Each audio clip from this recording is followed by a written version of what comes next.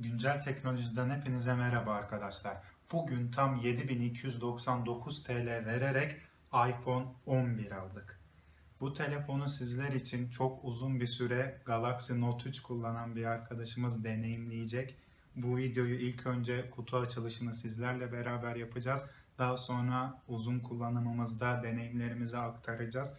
Hep beraber kutusunu açalım. Hadi.